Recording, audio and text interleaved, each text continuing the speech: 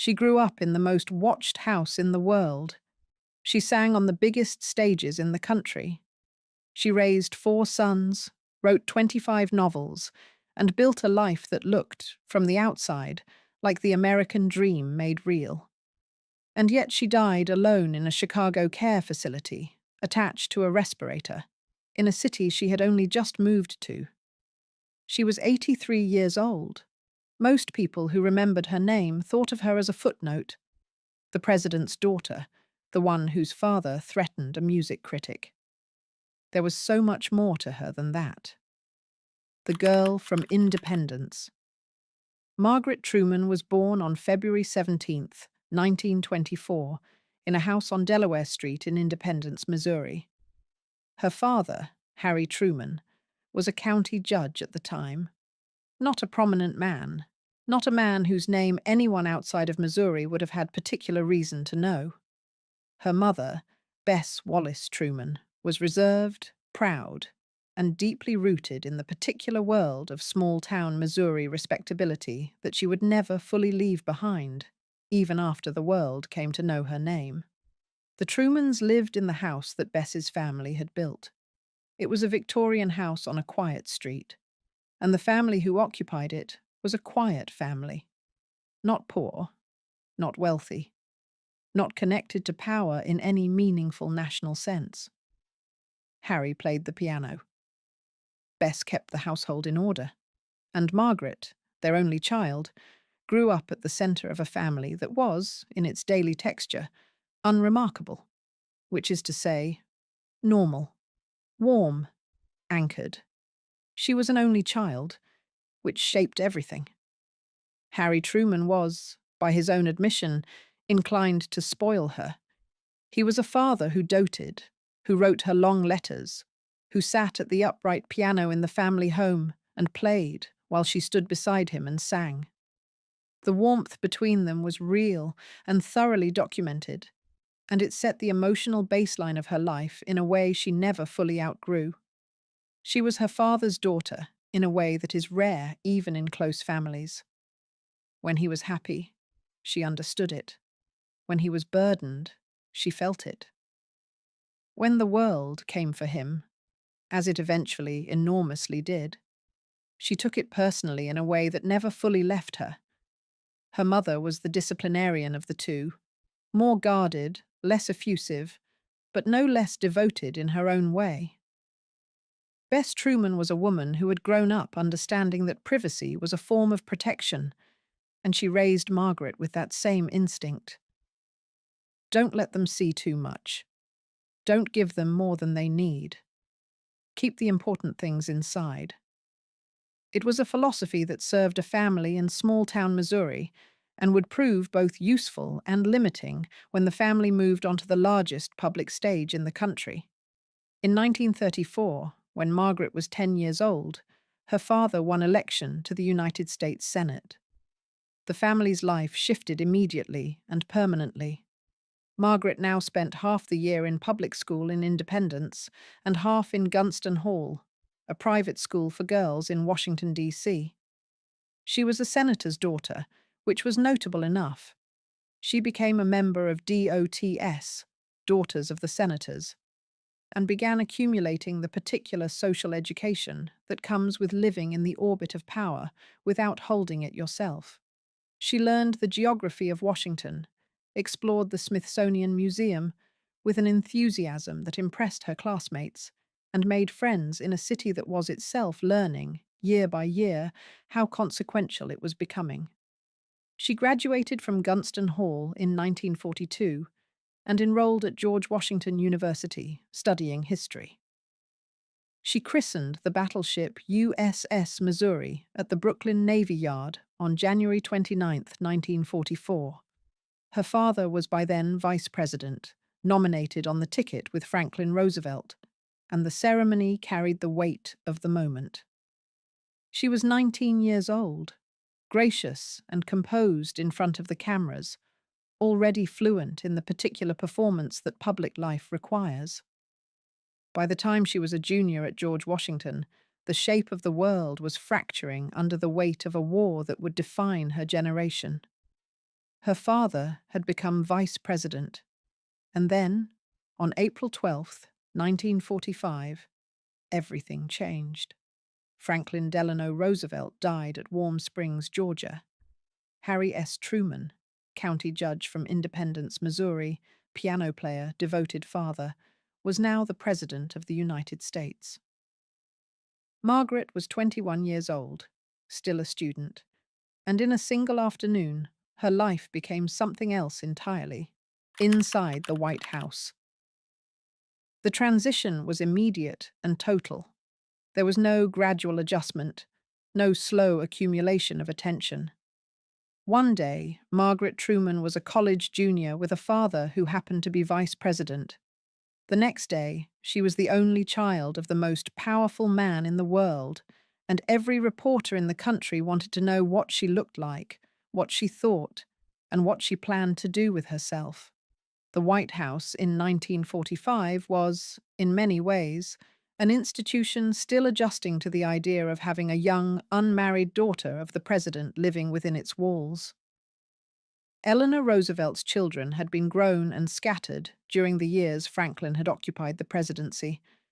Before that, you had to go back quite a ways to find a president's only child navigating Washington's social and political landscape, without the buffer of siblings or a family structure that could absorb some of the attention. Margaret was alone in a particular way. She had no brothers or sisters to share the scrutiny with.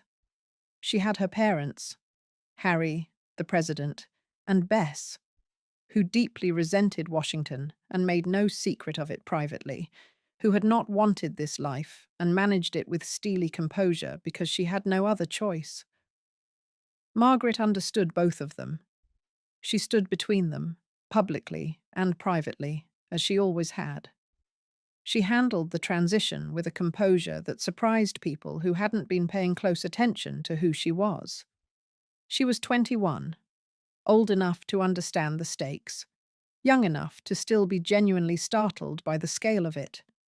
She muted her public commentary and made sure what she said and how she appeared was politically thoughtful. She attended the events required of her. She stood beside her parents at the ceremonies that defined those years: the end of the war in Europe, the surrender of Japan, the beginning of the post-war world that her father was being asked to shape without quite having been prepared for it. She had absorbed enough of her mother's instincts to know that the wrong word in the wrong room becomes a headline by morning. But she was not Bess. She was warmer, more social, more genuinely curious about the people she encountered.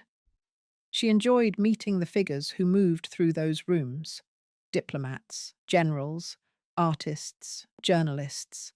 She was good at it. She was, in the particular social language of Washington, a natural. But there was one thing she would not give up. Not for the cameras, not for the political optics, not for anyone. She wanted to sing. Margaret had been taking voice lessons since she was 16, starting in Independence with a family friend named Mrs. Thomas J. Strickler. She was a coloratura soprano, a high, agile voice suited to the most demanding classical repertoire. She had the kind of vocal flexibility that requires years of disciplined training, and she had put in those years. She was serious about it in a way that went beyond the casual musical interest that the daughter of a piano-playing president might be expected to display. She intended to make it a career. That she was now the president's daughter complicated things in ways she understood intellectually, but could not fully protect herself from emotionally. She studied in New York with Estelle Liebling, the voice teacher of soprano Beverly Sills, a meaningful credential, a sign that the circles she was moving in musically were genuine ones. The training was serious. The ambition was real. In March 1947, she made her professional debut, a radio concert with the Detroit Symphony Orchestra, broadcast nationally, while her parents listened from the Little White House in Key West, Florida. The broadcast reached households across the country. That August, She made her stage debut at the Hollywood Bowl before a crowd of approximately 20,000 people. She then embarked on a national concert tour covering some 30 cities. Audiences loved her. She was warm on stage, genuinely present, and carried herself with an unaffected Midwestern ease that audiences in packed concert halls found refreshing. The reviews from this period were largely kind, sometimes genuinely complimentary, sometimes hedging in a polite direction, sometimes faintly equivocal in ways that a careful reader might notice. But the most honest observers, then and later, would acknowledge that there was a question underneath all of it. How much of the warmth in those reviews was for the voice, and how much was for the fact that criticizing the president's daughter carried risks that most critics simply were not eager to take on?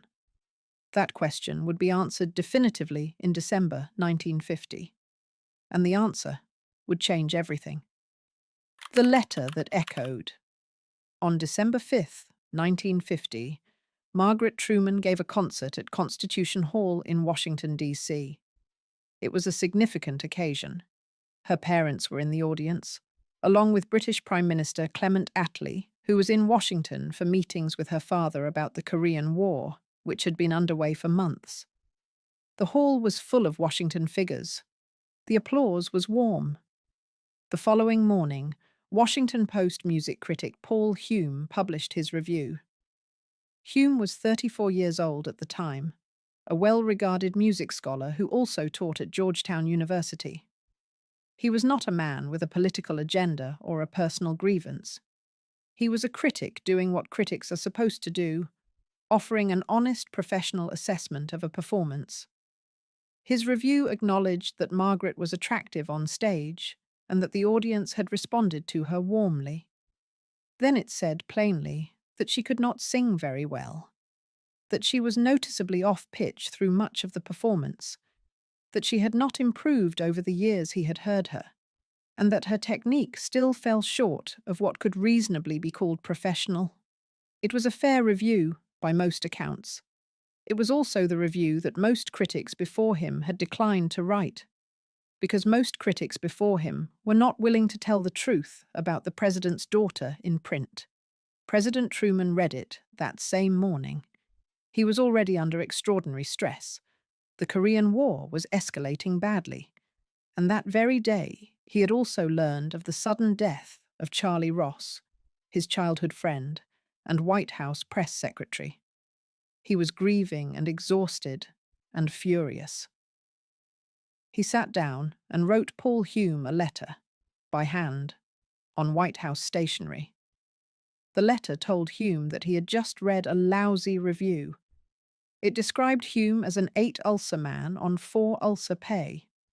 It said that if they ever met, Hume would need a new nose and a considerable amount of beefsteak to deal with the resulting black eyes. It was the kind of letter that a father writes, not a president. Harry Truman would later say exactly that in his own defense, that he had written it as a father, not as the commander-in-chief. He was probably right about that. But the distinction, in practice, was one the country didn't make. The letter was meant to be private.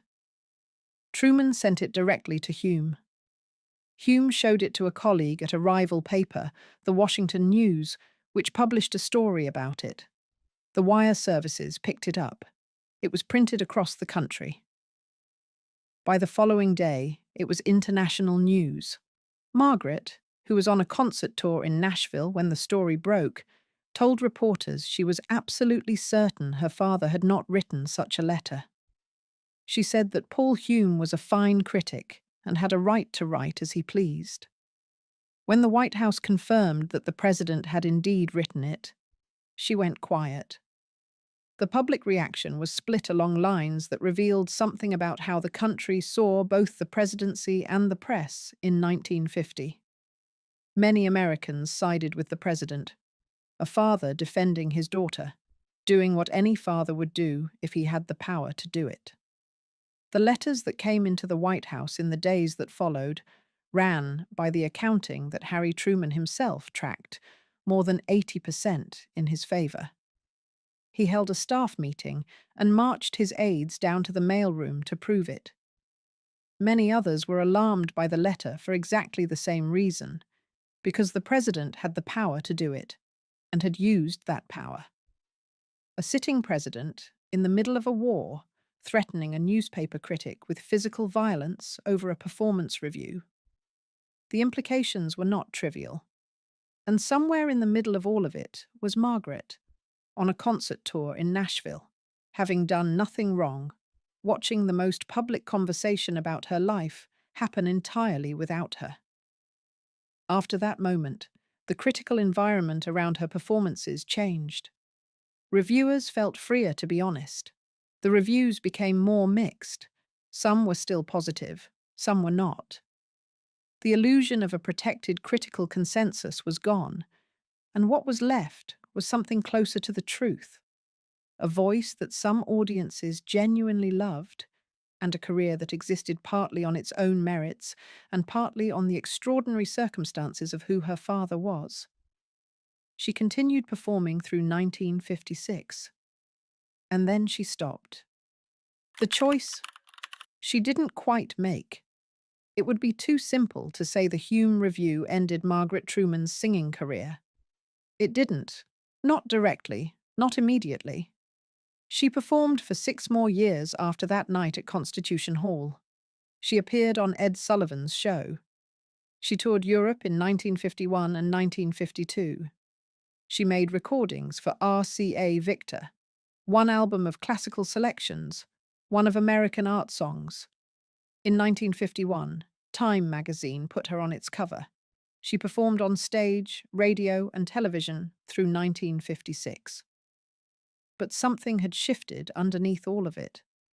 The question that had always been there, whether the positive reviews were for the Voice or for the father's office, had now been asked out loud by someone credible enough that the question could not be comfortably set aside again.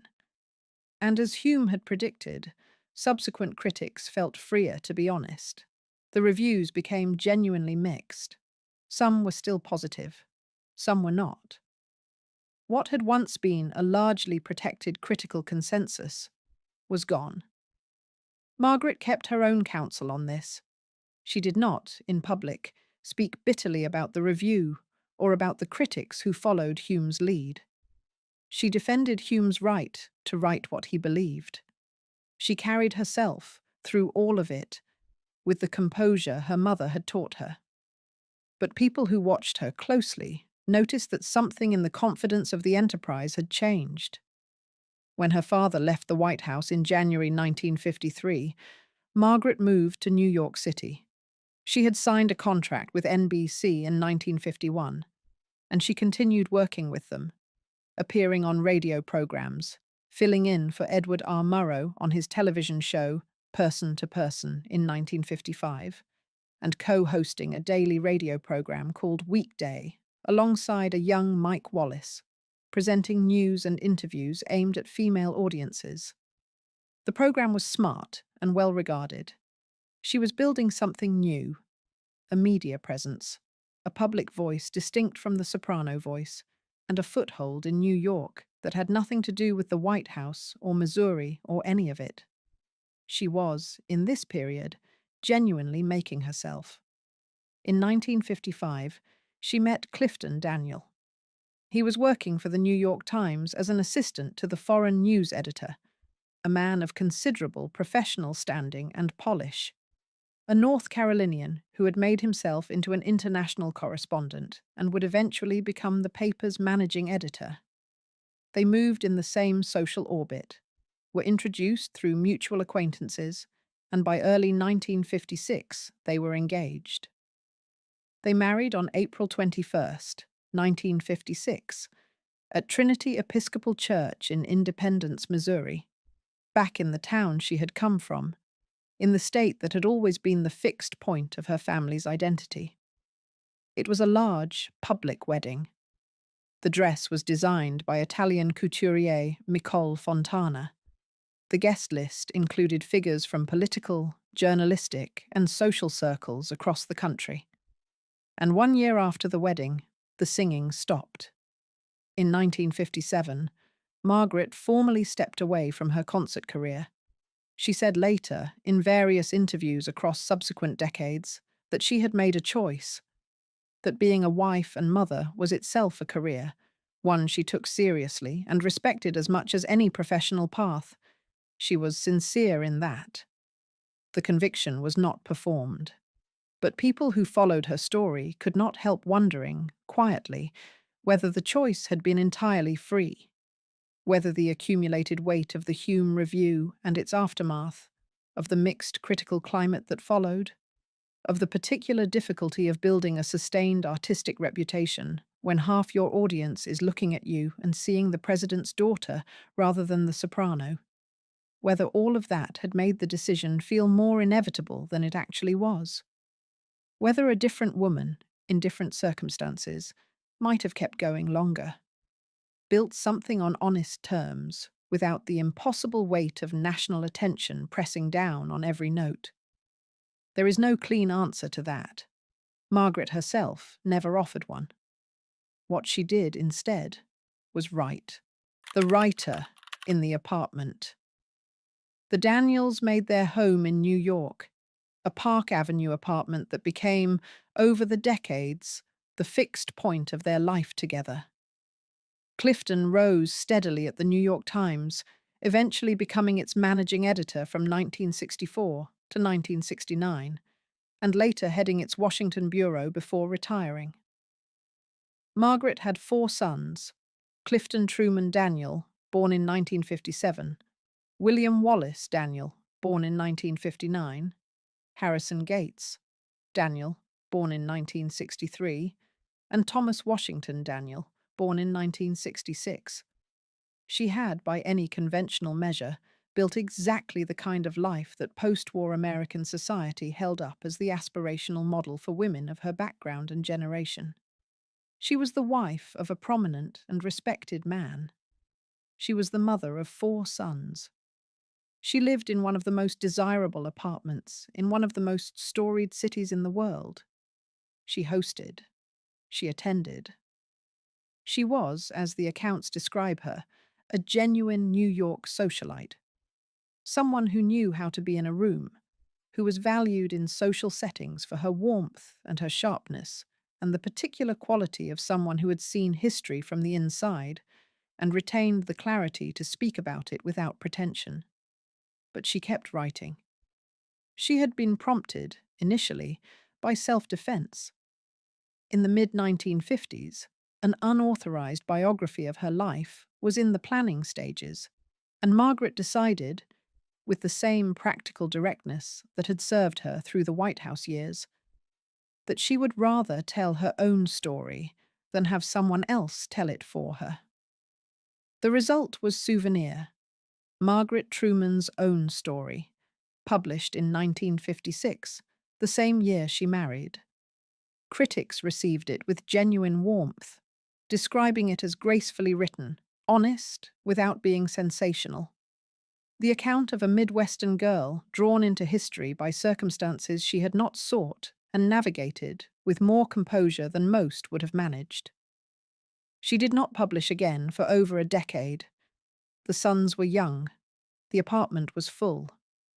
The years passed, the way the years of a full family life tend to pass, loudly and quickly, in a blur of school schedules and dinners and domestic logistics that leave very little room for the kind of sustained concentration that writing requires. In 1969, she released a book about White House pets that found a warm audience. It was slight compared to what would come next, but it reminded people that she was still there, still thinking, still working, still finding angles on the world she had grown up in. Then, in 1973, she published the project she had been working toward for years, a full biography of her father. Harry S. Truman came out shortly after Harry Truman died in December 1972. The book was critically acclaimed. Reviewers praised its intimacy, its access to the private man behind the public presidency. The particular quality of a portrait that only a daughter who had loved her father unreservedly could have produced. It became a bestseller. It was, by most assessments, a genuinely good book, not simply an act of filial devotion, but a substantive contribution to the historical record of a presidency. She was 48 years old when it came out. It was, in many ways, the beginning of the most productive period of her professional life. She wrote about her mother next. Bess W. Truman, published in 1986, a rare and deeply researched biography of a woman who had spent her public life deliberately maintaining as low a profile as possible, who had resisted Washington throughout, and who left behind fewer traces than almost any other First Lady of the 20th century. It required patience and a kind of investigative persistence to write well, and Margaret brought both. She wrote Women of Courage in 1976. She wrote histories of the White House and books about the first ladies who had inhabited it. She wrote and edited collections of her father's private papers. She built, book by book, a body of work that was rooted in her own family and her own first-hand knowledge of the institutions she described. And then, in 1980, she did something that surprised almost everyone who thought they understood her work. She published a murder mystery. Murder in the White House was the first in what would become the Capital Crimes series. Mystery novels set in the corridors of Washington, in the buildings and institutions and social worlds she had known her whole life. The series ran to 25 novels, published almost annually until the end of her life. The last one, Murder on K Street, came out in 2007, the year before she died. Her son Clifton once joked that his mother seemed to have a deeply negative opinion of almost everyone in Washington, and that the murder mysteries were how she managed it, killing them off, one by one, in fiction. It was the kind of joke that the Trumans made, wry, plain-spoken, and carrying more truth than it let on.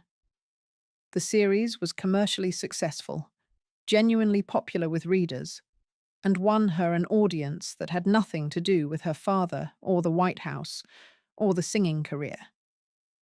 It was hers, fully and finally. Whatever questions had attached to her earlier work, is she a real soprano or the president's daughter? Is this a real biography or an act of loyalty? The mysteries stripped all of that away. Nobody read Murder at the CIA because of Harry Truman. She had found, somewhere in her 50s and 60s, the work that was entirely her own. And then the losses began. The year. Everything broke. The year 2000 arrived the way the worst years do, without warning that it was going to be the kind that rearranges everything. On February 21st, 2000, Clifton Daniel died at their Park Avenue apartment. He was 87 years old. He had suffered a stroke, his heart having been weakening for some time. They had been married for 44 years. He had been the stable architecture of her adult life, the managing editor who rose to lead one of the most important newspapers in the world, the man who had watched her turn to fiction and told her, with evident pride, to stick to what she knew. The man who had shared the Park Avenue apartment through the writing of 20-something mystery novels, through the biographies of her parents, through the raising of 4 sons and the watching of grandchildren arrive. 44 years. In a life that had been so publicly and persistently scrutinized, the marriage was one of the things that had remained genuinely private. Not because they hid it, but because it was stable. And stability, in the tabloid arithmetic of American public life, generates very little material. She was 75 years old when he died. She had her sons. She had her work. She had the apartment. And then, 6 months later, on September 4th, 2000, Her son, William Wallace Daniel, was struck by a taxicab on Park Avenue, just outside her building, and died from his injuries 2 days after the accident. William was 41 years old. He was the second of her four sons, a psychiatric social worker and researcher at the New York State Psychiatric Institute at Columbia University, where he worked on reducing risk factors for serious mental illness. He was crossing Park Avenue at East 76th Street at 2:40 in the morning when the cab, traveling north, struck him. He was taken to New York Hospital. He died there on September 4th, 2000. The accident happened a few feet from the building where his mother lived. William had spent his professional life helping people who were suffering in ways most people preferred not to look at directly. He had just lived through his father's death. He was 41 years old. His eldest brother, Clifton, told a reporter that their mother was devastated, that the two losses, arriving within 6 months of each other, were almost beyond bearing. But, he said, she had her chin up. That phrase, she had her chin up, was the kind of thing the Trumans said about each other. It was Bess's daughter's grief being described in Bess's language.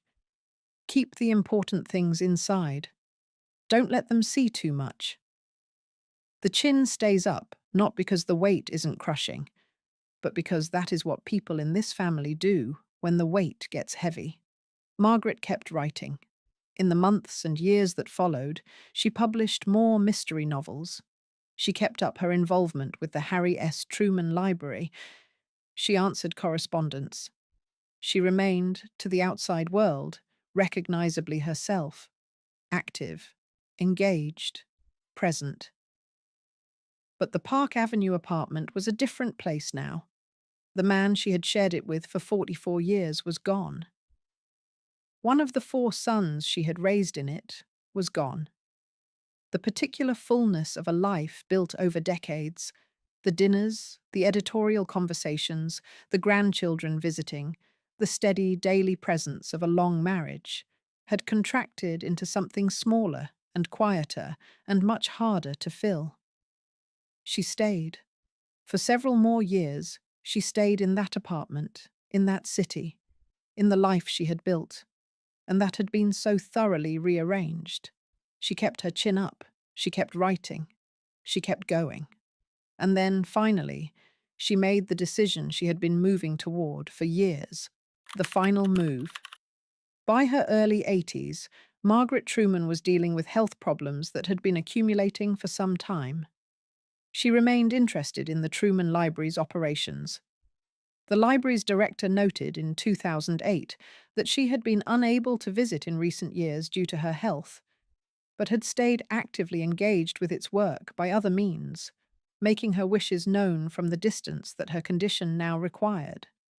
She continued to write as long as she was able. Her last mystery novel, Murder on K Street, was published in 2007, the year before she died. In May 2007, she made plans to move from New York to Chicago, where her eldest son, Clifton, lived. This was not a small decision.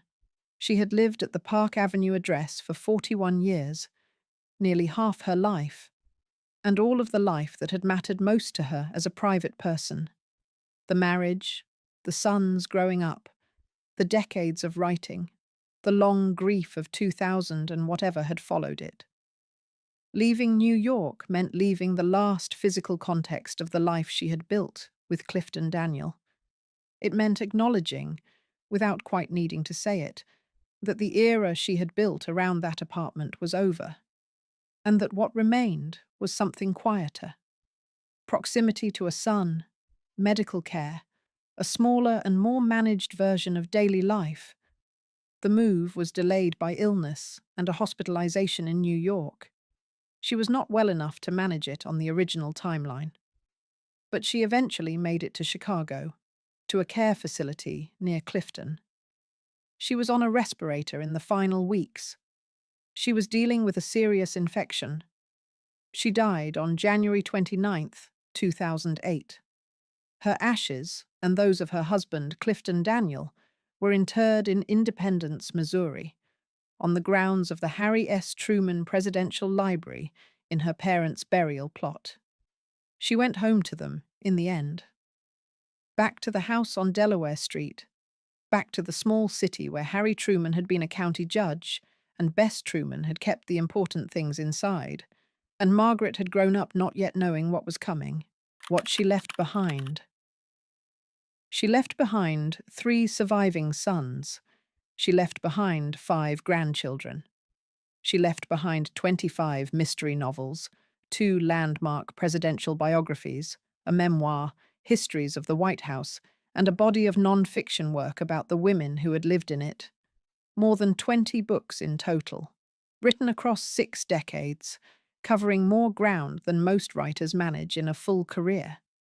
She left behind the story of a singing career that ended not with a single decisive blow, but with a slow accumulation of pressures from all directions. The scrutiny of being a president's daughter, the Hume Review and the atmosphere it created, the marriage and the sons, and the choices that pile up in a life until a person looks back and cannot quite reconstruct the sequence that led to where they ended up. She left behind a set of remarks, given in interviews over the years, that were more candid than anyone who had met the composed, gracious public figure might have expected. She said she felt she had lived several different lives, and that the White House years were one of them. She said that some of it was fun, but most of it was not. She said it had been a great view of history being made. The only thing she had ever missed about the White House, she said, was having a car and driver. That last line is pure Margaret Truman, the Midwestern plainness, the refusal to sentimentalize what had actually been a profoundly strange and difficult thing to live through. She could have built a second career out of warmly remembered anecdotes about her famous father and the great men he had known. Many people in her position would have. Instead, she chose to be honest. And the honesty had a slightly dry edge to it, the edge of someone who had been looked at for a very long time and had made a quiet peace with never being fully seen. She was, throughout her life, more than the role that history assigned her. She was not simply the president's daughter. She was not simply the woman whose father threatened a music critic. She was a trained singer who had performed before audiences of 20,000 people at the Hollywood Bowl and in the halls of Washington and New York, and across 30 cities on a national tour. She was a journalist who co-hosted a national radio program with Mike Wallace. She was a biographer who produced a critically acclaimed portrait of a presidency that remains part of the historical record. She was a novelist who found her most authentic and commercially successful voice in her 50s in a genre nobody would have predicted for her, and who kept writing until the year she died. And she was, underneath all of it, a woman who had grown up in a quiet house in Independence, Missouri, with a father who played the piano and a mother who kept the important things inside, and who had spent her entire adult life trying to figure out how to remain the person that house had made her while living a life that house could not possibly have prepared her for. Harry Truman was, by most historical assessments, one of the more consequential American presidents of the 20th century, the man who ended World War II, who oversaw the beginning of the Cold War, who made decisions that shaped the world for decades. His name is on a library in Independence and on a college in Chicago where his grandson works. His face is on the covers of history books. Margaret's name is on 25 mystery novels that are still in print, and on 2 presidential biographies that historians still reference, and on the gravestone she shares with her husband in her parents' burial plot on the grounds of the Truman Library in Independence, Missouri. She went home to them, in the end, back to the house on Delaware Street, back to the city where the piano played and the important things stayed inside, back to the beginning of the story, which had always been, even at its most scrutinized and public and enormous, a private one. If you enjoyed this video, please like and subscribe to our channel so you never miss out on more fascinating stories.